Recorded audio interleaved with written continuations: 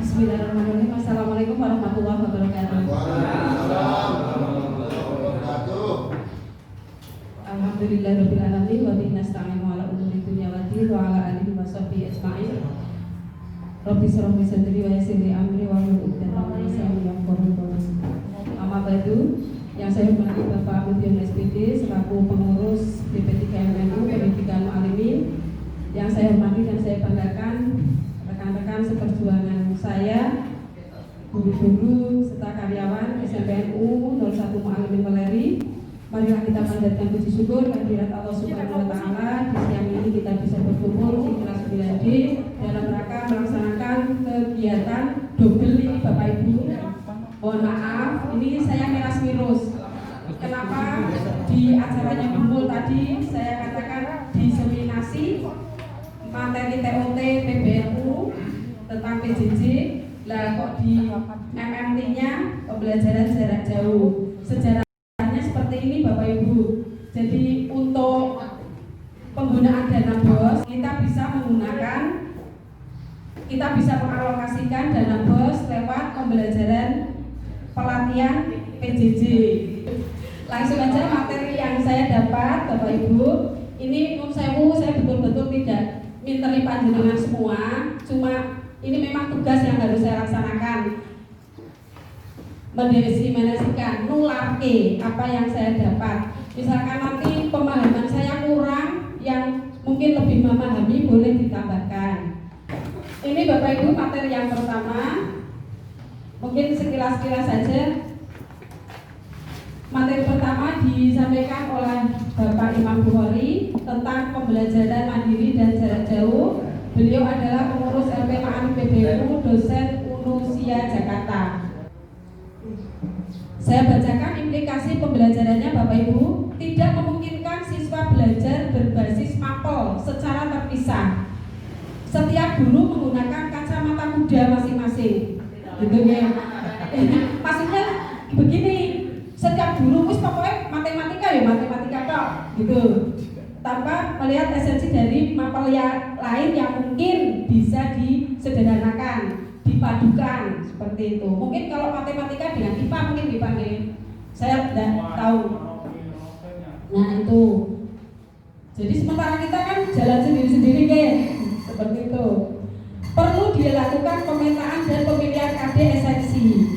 Nah ini mungkin nanti kita evaluasi nanti ya Pak Yaki ya, kira-kira bisa apa enggak, monggo teknisnya bagaimana. Kemudian yang ketiga, perlu disusun pembelajaran berbasis tema. Tema seperti di SD itu kan tematik. Nah untuk PJJ kita diharapkan pakai tema itu. Temanya seperti lingkungan hidup, misalkan kalau biologi atau apa, saya kurang tahu. Kalau bahasa tadi rukun bahasa seperti itu. Problem solving, pemecahan masalah, project based learning, dan memberikan manfaat bagi kehidupan sehari-hari. Ini materi-materi yang bisa dipadukan. Dilanjut, proses pembelajaran yang membuat peserta didik senang untuk melakukannya. Tadi dikatakan Pak Mudi jangan malahan membebani, gitu.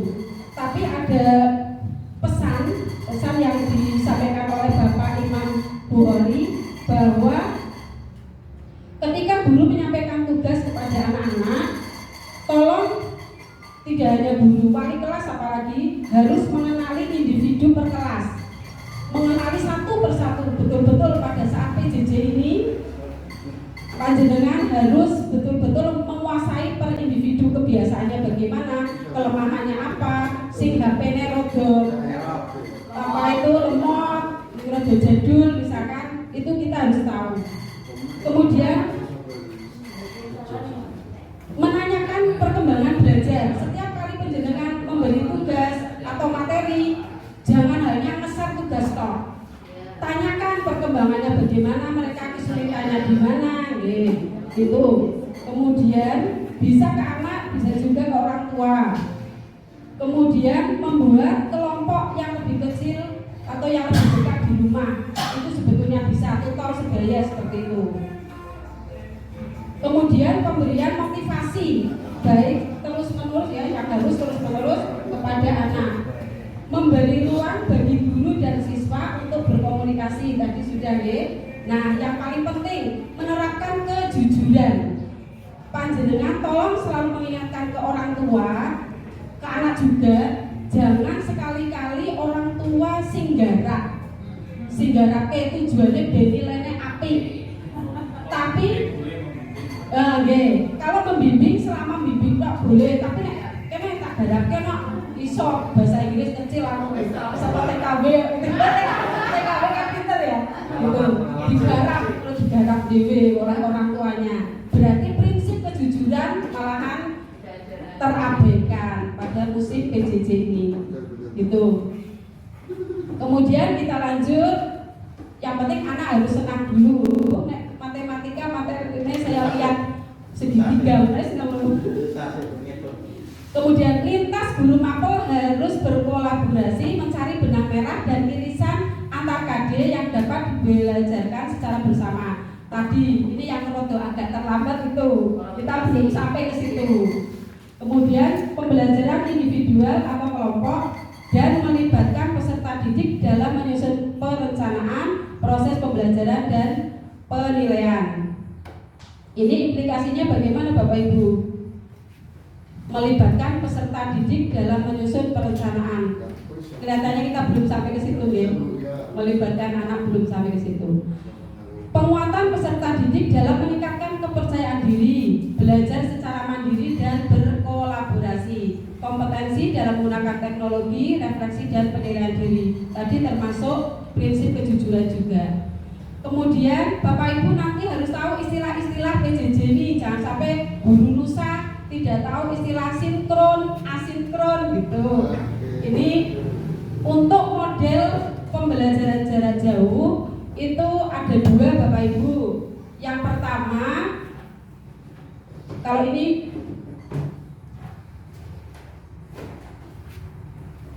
sinkron. Model yang pertama itu sinkron, itu digunakan ketika online langsung atau layar maya. Nanti panjenengan harus tahu layar maya itu apa. Aku juga baru tahu. Kemudian tatap maya, ketika online langsung. Layar maya, tatap maya itu berarti lewatnya daring tadi, online, dengan pakai Zoom. Jadi nun sewu untuk kembali ke sinkron tadi Bapak Ibu, bahwa kalau sinkron itu lewatnya online langsung, layar maya atau tatap maya. Untuk Google Classroom itu teknisnya nih Pak Yaki nih, teknisnya. Kemudian tatap maya itu contohnya ya pakai Zoom, conference ya, conference, kemudian video conference tadi, apalagi Jitsi, apa malih Pak? Yang WA itu juga sekarang ada loh. Ada yang udah pernah nyoba pakai WA? Jenengan ketika pakai WA video call pakai WA dibatasi, gitu ya, terbatas ya Pak ya, gitu. Berapa itu Pak? Berapa orang? 6 atau 8 gitu datanya. Terbatas ya Pak. Kalau Zoom itu banyak. Jenengan sekali-kali untuk materi yang sulit mungkin sudah bisa pakai Google Classroom, bisa pakai Zoom. Anak-anak tolong di download aplikasi Zoom. Download itu padahal parum Bapak Ibu. Jenengan bisa nyawang anak-anak juga bisa nyawang jenengan, bisa langsung seperti itu kalau pakai Zoom. Kemudian kembali ke sinkron itu kalau kondisi internetnya baik, guru tidak IT literate. IT literate itu maksudnya tidak gaptek non sewu gitu. Itu berarti pakai yang atas. Kemudian yang bawah itu pakai asinkron. Asinkron itu ketika offline atau belajar mandiri, kolaborasi. Itu kalau kondisi jaringan internetnya jelek. Langsung singkat aja kita lanjut pada jenis-jenis pembelajaran. Pembelajaran tatap muka ini udah biasa ya, jarak jauh, dan pembelajaran campuran. Ini jenisnya. Kemudian desain rencana PJJ. Itu ada istilah BDR Bapak Ibu, itu belajar dari rumah. Ya, belajar dari rumah. Ya, ada istilah BDR, belajar dari rumah. Desainnya itu Bapak Ibu mulai dari analisis KD. Kita mungkin kemarin agak karena memang waktunya yang mendesak ya. Ada analisis dulu, pemetaan, kemudian analisis kebutuhannya, kemudian ada indikatornya yang analisis KD itu indikator pencapaiannya bagaimana. Ini kita terlewati, desainnya kita terlewatkan. Kemudian apa yang harus dilakukan oleh guru? Ini tadi yang sudah saya terangkan tentang sinkron dan asinkron. Ada ruang 1, ruang 2, tatap muka, tatap maya. Ruang 3 itu yang mandiri, ruang 4 kolaborasi. Kemudian keterangannya.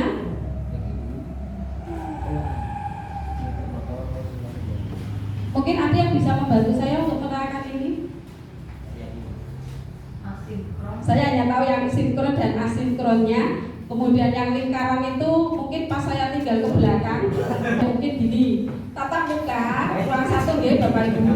Ini mungkin terjadi wilayah tersebut zona hijau. Kalau tatap muka itu zona hijau, bisa tatap muka. Seperti di Bringsing itu ada tatap muka. Ya, ada berapa? Tatap muka. Kemudian ruang 2, tatap maya, demonstrasi, elaborasi, konfirmasi. Ini saya nggak tahu.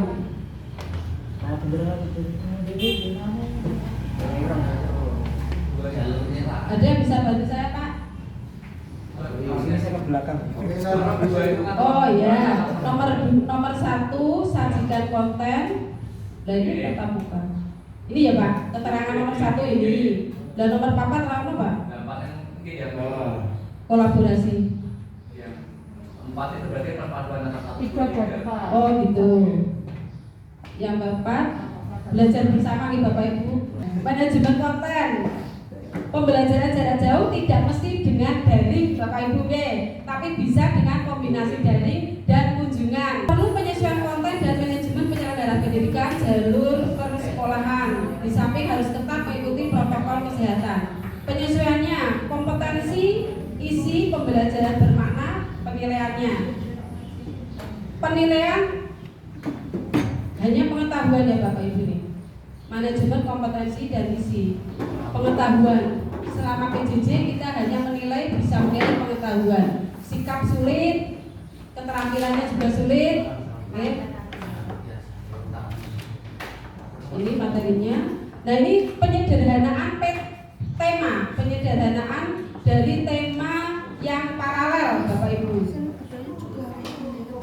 Produk murid dilihat ke bawah Bapak Ibu. Ke siswa bukan tes berupa soal-soal, tapi siswa memproduksi apa, sehingga tagihan tidak harus diminta harian, tapi bisa mingguan.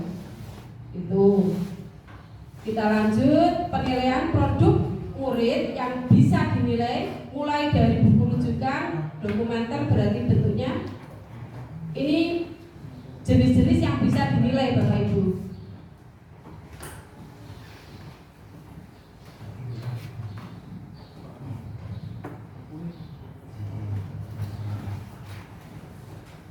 Penilaian hasil belajar mulai dari SKL, KI, KD, silabus, RPP, pembelajaran, penilaian, tindak lanjut, penilaian, tindak lanjut pembelajaran sampai dengan penilaian akhir, ada umpan baliknya, asesmennya seperti apa. Ini jenis penilaian ketika PJJ Bapak Ibu. Terakhir ini dari Bapak Imam Bukhari menyampaikan apa konsekuensi yang perlu dilakukan oleh guru. Yang pertama, monggo di pause semuanya aja, monggo dibaca semua.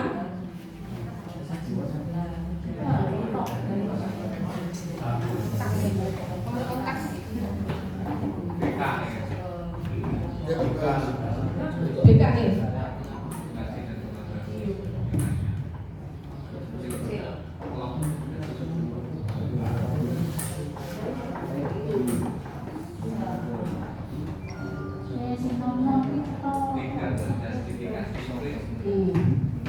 Terakhir, selalu mendoakan agar ada ketersinambungan hati murid dan guru.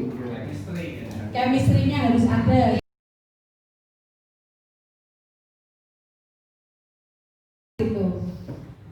Manajemen pembelajaran dari rumah BDR. Ini yang menyampaikan Ibu Saidah Sakwan. Ini saya fans berat ke beliau. Sampai saya ikut, kan disuruh milih mau ikut grup mana. Saya milih ke Bu Saidah itu. Materinya, peserta memahami dan mengetahui manajemen pembelajaran dari rumah.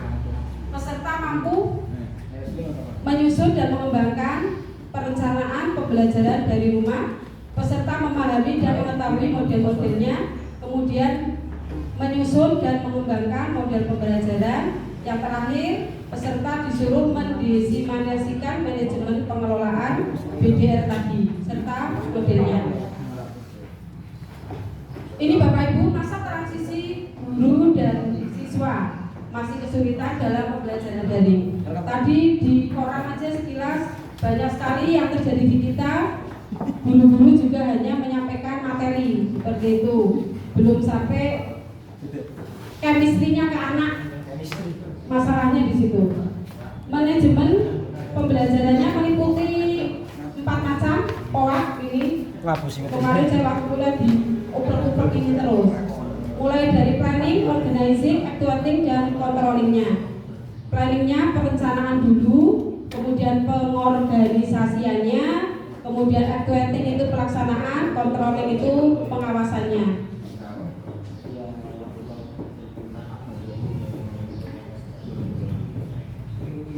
Materinya ini landasan hukumnya Bapak Ibu tidak perlu. Surat edaran untuk melaksanakan pembelajaran jarak jauh juga sudah ada. Kemudian manajemennya, fungsi manajemen tadi pakai POAK ya, dari John Terry ini ahlinya. Kemudian guru sebagai manajer Bapak Ibu untuk 4 kegiatan manajemen.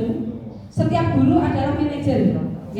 Setiap guru manajer. Kepala sekolah hanya mengondisikan aja. Guru sebagai manajer itu mulai planning sampai dengan controlling, panjenengan harus menguasai semua. Kemudian aktivitas dalam manajemennya, sumber daya mulai dari murid, kurikulum, metode, media, sarpras, daringnya itu harus bisa nge-link dengan tujuan pembelajaran. Kemudian sumber belajar Bapak Ibu mulai dari siswa, kurikulum, metode, keluarga dan lingkungan, media, sarpras.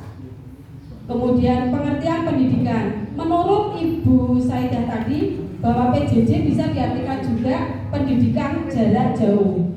Kalau pembelajaran jarak jauh hanya fokus pada proses, pada standar proses saja. Kalau pendidikan sudah meliputi semuanya, lebih luas.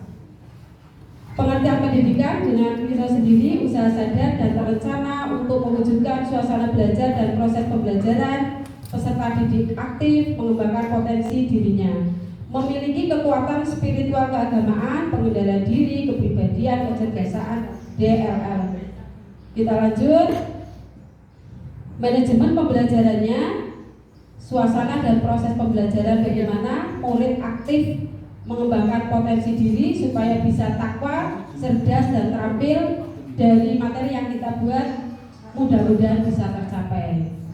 Kemudian tujuan pengelolaan pembelajaran adalah dilaksanakan secara efektif, efisien, dan inspiratif. Keberhasilan mencapai tujuan.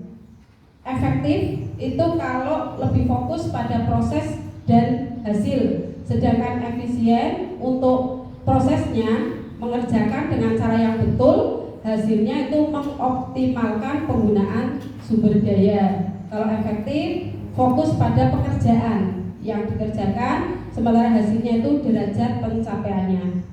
Itu perbedaan antara efektif dan efisien.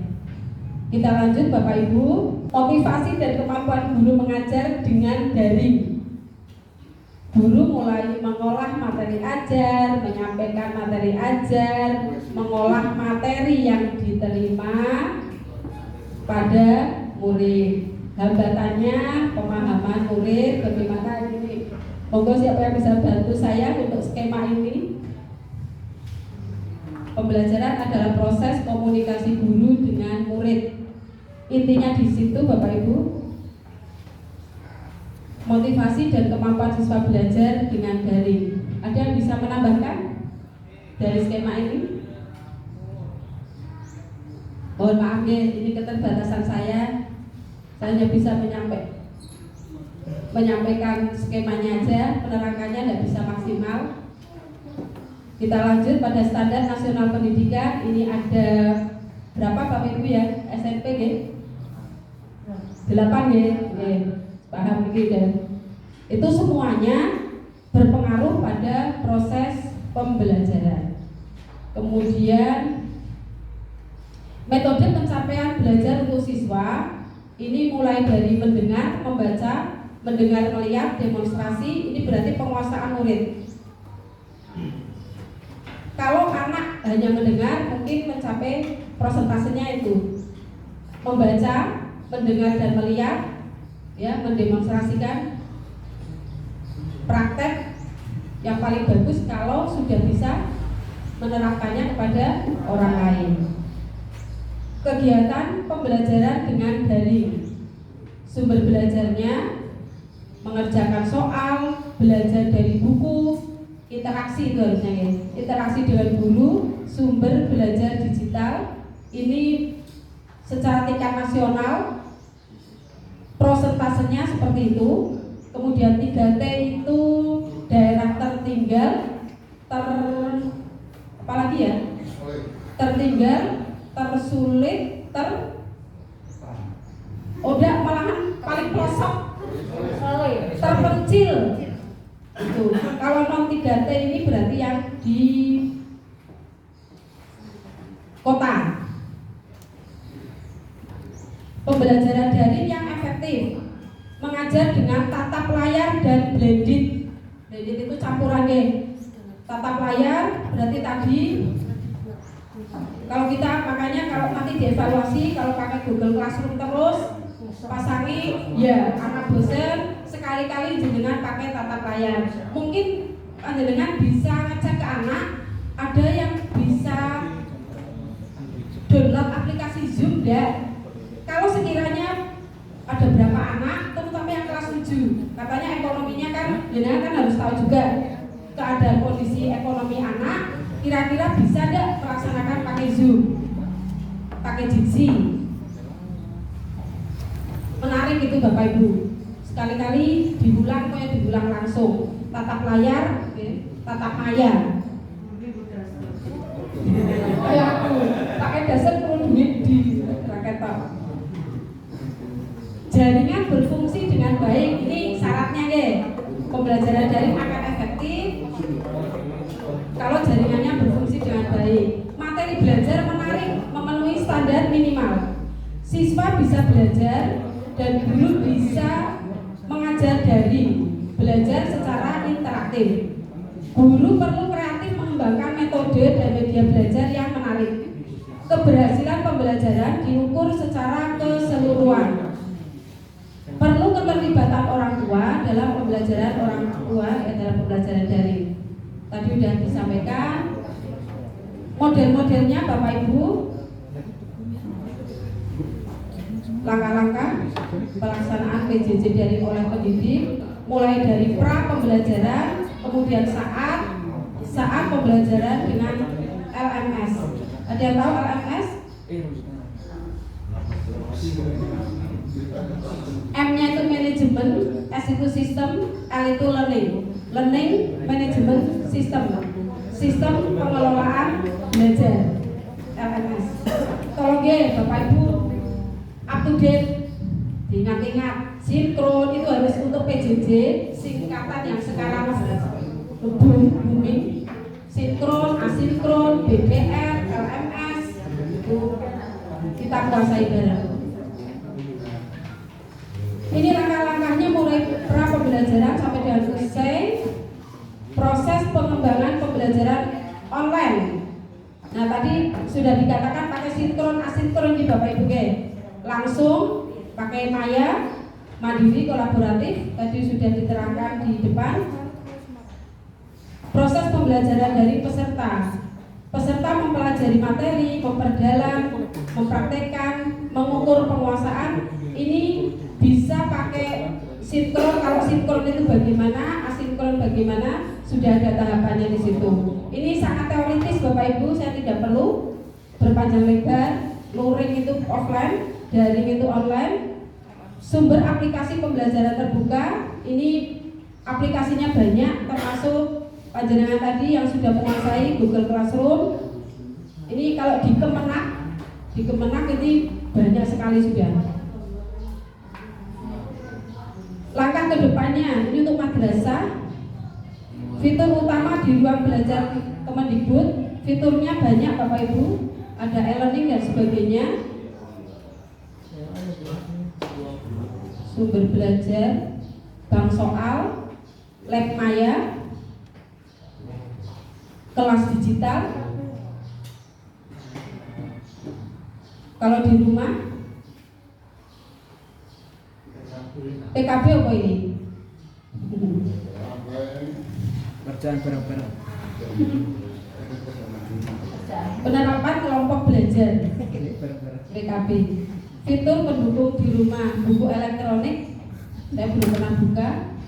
Peta budaya, wahana jelajah angkasa, tautan belajar di rumah. Ono radio edukasi barang, saya belum tahu itu M edukasi, TV edukasi, PKP, peningkatan kompetensi pembelajaran. Ini ada link-link tertentu, sumber belajar, ada pena. Oh, ini tugas untuk saya. Sudah, alhamdulillah Bapak Ibu. Itu aja Bapak Ibu. Assalamualaikum warahmatullahi wabarakatuh.